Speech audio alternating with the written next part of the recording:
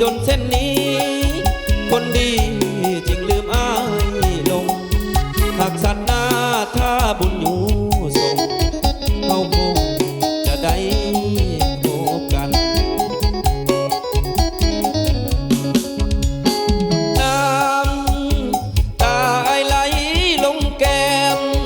สองตาไอได้แต่แนม